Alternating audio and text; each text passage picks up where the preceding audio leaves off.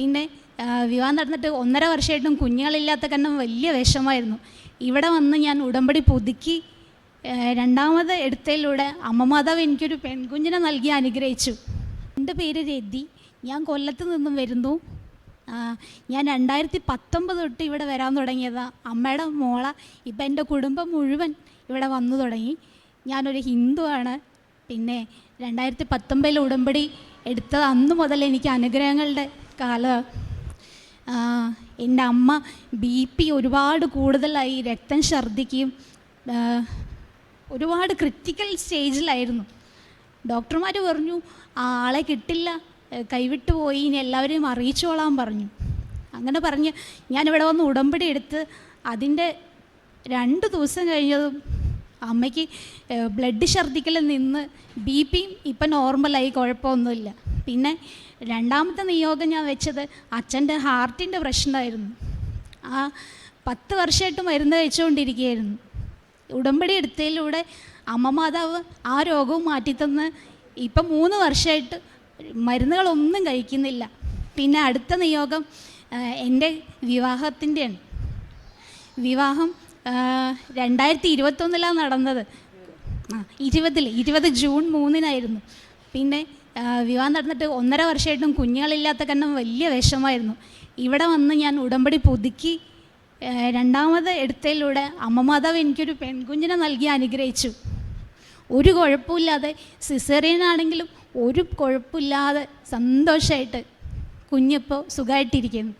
പിന്നെ 4ാമത്തെ നിയോഗം എന്ന് പറയുന്നത് ഞങ്ങളുടെ പാലക്കാടുള്ള വീട് 3 വർഷമായിട്ട് വിൽക്കാതിരുന്നത്. ആര് വന്നാലും വിൽപ്പന നടക്കില്ല, മുഴുവൻ തടസ്സങ്ങളാണ്. അങ്ങനെ ഇവിടെ വന്ന് ഞാൻ എല്ലാ മാസവും വന്ന് അമ്മയുടെ മുന്നിൽ സമർപ്പിക്കുകയായിരുന്നു, കരഞ്ഞു പ്രാർത്ഥിക്കും ആ വീടൊന്ന് വിറ്റ് കിട്ടണേന്ന്. അങ്ങനെ ഇപ്പം ആ വീട് വിറ്റ് 1 മാസം ആവാറായി. ഞാൻ ഉടമ്പടി പുതുക്കിയതിലൂടെ എനിക്ക് വീണ്ടും അത് കിട്ടി.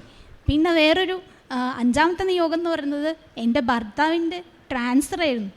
പാലക്കാട്ടേക്ക് ട്രാൻസ്ഫർ വേണമെന്ന് ഒരുപാട് നടന്നിട്ടും 10 മാസം പിടിച്ച് അതിൻ്റെ പുറകെ നടന്ന് ഒരുപാട് ഓഫീസർമാരെ കണ്ടിട്ടും അതൊന്നും നടന്നില്ല. ഇവിടെ വന്ന് അമ്മയുടെ മുന്നിൽ കരഞ്ഞു പ്രാർത്ഥിച്ചപ്പോൾ ഇപ്പോൾ പാലക്കാട് ജോലി, പിന്നെ താമസിക്കാൻ ഒരു മുറിയും കിട്ടി. നമ്മൾ വിചാരിച്ച രീതിയിലുള്ള ഒരു വാടകയ്ക്കൊരു റൂമും കിട്ടി താമസിക്കാൻ. അങ്ങനെ പിന്നെ എൻ്റെ കുഞ്ഞ് രാത്രി എപ്പോഴും കരച്ചിലായിരുന്നു. ഞാൻ മിനിഞ്ഞാന്ന് അമ്മയുടെ മുന്നിൽ നെഞ്ചു കൂട്ടി കരഞ്ഞു. എൻ്റെ കുഞ്ഞിന് രാത്രി കരയരുത്, വെറുതെ ആവശ്യമില്ലാതെ മോള് കരയുക, പാല് കൊടുത്താൽ കുടിക്കൂല്ല. അങ്ങനെ ഞാൻ പറഞ്ഞു അമ്മ, ഞാൻ അമ്മയുടെ മുന്നിൽ സാക്ഷ്യം പറഞ്ഞോളാന്ന് പറഞ്ഞു. ഇന്നലെ തൊട്ട് കുഞ്ഞിന് കരച്ചിലുമില്ല, ഒന്നുമില്ല, സുഖമായിട്ട് കിടന്നുറങ്ങുന്നുണ്ട്, ഒരു കുഴപ്പമില്ല. ഇനി ഞാൻ ഇപ്പം വീണ്ടും 3ാമത് ഞാൻ ഉടമ്പടി പുതുക്കിയിട്ടുണ്ട്. എനിക്ക് ഇനി ഒരു 4 കാര്യങ്ങളും കൂടി സഹായിച്ചു തരാനുണ്ട്. അതും അമ്മ മാതാവ് സഹായിച്ചിരുന്ന ഉറച്ച വിശ്വാസമുണ്ട്. മെയ് 14 എൻ്റെ ഉടമ്പടി അവസാനിക്കുന്നത്. അതിന് മുമ്പ് എൻ്റെ അമ്മ മാതാവ് എനിക്ക് അത് സഹായിച്ചിരുന്നു ഉറച്ച വിശ്വാസമുണ്ട്.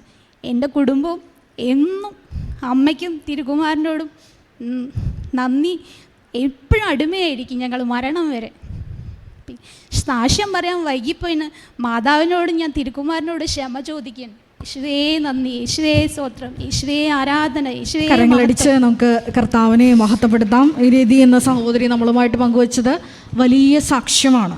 ഈ സഹോദരിക്ക് 36 വയസ്സുണ്ട്. അപ്പം ഞാൻ ചോദിച്ചായിരുന്നു വിവാഹം ഇങ്ങനെ നീണ്ടുപോകാൻ കാരണം എന്താണെന്ന് ചോദിച്ചപ്പോൾ പറഞ്ഞു ഹൈന്ദവ മതാചാരപ്രകാരം കുറേ കാര്യങ്ങൾ ഇവർക്ക് നോക്കണമല്ലോ, അതെല്ലാം ഒത്തു വന്നപ്പോൾ അത് മാത്രമല്ല, അത് ഒരു റീസണാണ്. 2ാമത്തെ റീസൺ ഈ മകൾ പറഞ്ഞത് പ്രകാരമാണ്, എന്നെപ്പോലെ തന്നെ ശാന്തവും സൗമ്യവുമുള്ള ഒരാളെ നോക്കി ഞാൻ നടക്കുമായിരുന്നു എന്ന് പറഞ്ഞു. ഇപ്പോൾ കൃപാസനത്തിൽ വന്ന് പരിശുദ്ധ അമ്മയുടെ മധ്യസ്ഥതയിൽ ഉടമ്പടി ചെയ്ത് പ്രാർത്ഥിച്ചപ്പോൾ പരിശുദ്ധ അമ്മ അങ്ങനെ ഒരാളെ തന്നെ കൊടുത്തു എന്ന്, അല്ലേ, അങ്ങനെ ഒരാളെ തന്നെ കിട്ടിയെന്ന്. ഗവൺമെൻറ് ജോലിയാണ് അല്ലേ, ദൈവവിശ്വാസിയെ കിട്ടി. പരിശുദ്ധ അമ്മയുമായിട്ട് ഒരു ആത്മബന്ധമുള്ള ഒരു വ്യക്തിയെ തന്നെ ജീവിത പങ്കാളിയായിട്ട് ലഭിച്ചു എന്നാണ് ആദ്യമായിട്ട് സാക്ഷ്യം വെരിഫൈ ചെയ്യാൻ നേരത്തെ എന്നോട് പറഞ്ഞത്. നമുക്കറിയാം യെശയ്യാ പ്രവാചകൻ്റെ പുസ്തകം 56:7 തിരുവചനം, എൻ്റെ ആലയം എല്ലാ ജനതകൾക്കും ഉള്ള പ്രാർത്ഥനാലയം എന്ന് അറിയപ്പെടും. ഇവിടെ ക്രിസ്തുവിൽ വിശ്വസിക്കുന്നവരും വിശ്വസിക്കാത്തവരും എന്നാണ് ഈ മതത്തെ തിരിച്ചിരിക്കുന്നത്. അപ്പോൾ ഈ മകള് ഈ സാക്ഷ്യത്തിൻ്റെ പേപ്പറിൽ എഴുതി വെച്ചിരിക്കുന്ന പ്രകാരമാണ്, ഞങ്ങൾക്ക് സ്വന്തം എന്ന് പറയുന്നത് പരിശുദ്ധ അമ്മയും ഈശോയും ആണോ ഉള്ളത്. സ്വന്തമെന്ന് ബന്ധമെന്ന് ഞങ്ങൾക്ക് പറയാനുള്ളത് പരിശുദ്ധ അമ്മയും ഈശോയും മാത്രമാണെന്നാണ് ഈ ഒരു പേപ്പറിൽ എഴുതി. അതുപോലെ തന്നെയാണ് ഇവരുടെ അനുഗ്രഹങ്ങളുടെ ആ ഒരു റേഞ്ച്. പരിശുദ്ധ അമ്മയുടെ മുമ്പിൽ ഇങ്ങനെ എനിക്ക് ശാന്ത സ്വഭാവമുള്ള ദൈവഭയമുള്ള ഒരു വ്യക്തിയെ, ഒരു നല്ലൊരു ജോലി, ഗവൺമെൻറ് ജോലിയുള്ള ഒരു മകനെ ലഭിക്കണമെന്ന്. എന്ത് ജോലിയാണ് ഹസ്ബൻഡിന്? വാട്ടർ അതോറിറ്റിയിലെ ക്ലർക്കാ. ഓക്കെ. അപ്പോൾ അങ്ങനെ പരിശുദ്ധ അമ്മയോട് ചോദിച്ചപ്പോൾ അങ്ങനെ ഒരു മകനെ തന്നെ ജീവിത പങ്കാളിയായിട്ട് ലഭിച്ച വലിയൊരു സാക്ഷ്യമാണ്. അതുമാത്രമല്ല, അങ്ങനെ പരിശുദ്ധ അമ്മ വിവാഹം നടത്തി കൊടുത്തു. 1.5 വർഷമായിട്ട് കുഞ്ഞുങ്ങളില്ലാത്തപ്പോൾ അതും പരിശുദ്ധ അമ്മയോട് കണ്ണുനീരോടെ പ്രാർത്ഥിച്ചപ്പോൾ ആരോഗ്യമുള്ളൊരു പെൺകുഞ്ഞിനെ നൽകി കുടുംബത്തെ അനുഗ്രഹിച്ചു. അതുമാത്രമല്ല, ഈ സഹോദരിയുടെ തന്നെ അപ്പൻ്റെയും അമ്മയുടെയും വിഷയം പറഞ്ഞു. ഇവർ രണ്ടുപേരും രോഗികളായിരുന്നു. ആ 2 വിഷയങ്ങളും അത് ക്രിട്ടിക്കൽ സ്റ്റേജിലൂടെ കടന്നു പോകുന്ന അവസരത്തിൽ പരിശുദ്ധ അമ്മയോട് കണ്ണുനീരോടെ പ്രാർത്ഥിച്ചപ്പോൾ അവർക്ക് 2 പേർക്കും ജീവനിലേക്കുള്ള വലിയ തുറവി അമ്മ തുറന്നു കൊടുത്തു. ഉടമ്പടി വഴിയായിട്ട് ചെറുതും വലുതുമായിട്ടുള്ള ഒത്തിരി അനുഗ്രഹങ്ങളാണ് ഈ കുടുംബത്തിന് ലഭിച്ചിരിക്കുന്നത്. ഇന്ന് ഈ സാക്ഷ്യത്തിൽ പ്രത്യേകം എഴുതിയിട്ടുണ്ട്, എൻ്റെ വീട്ടിൽ എന്ത് അസുഖം വന്നാലും പരിശുദ്ധ അമ്മയുടെ വെഞ്ചരിച്ച നേർച്ച വസ്തുക്കളാണ് ഔഷധമായിട്ട് ഞാൻ ഉപയോഗിക്കുന്നതെന്ന്.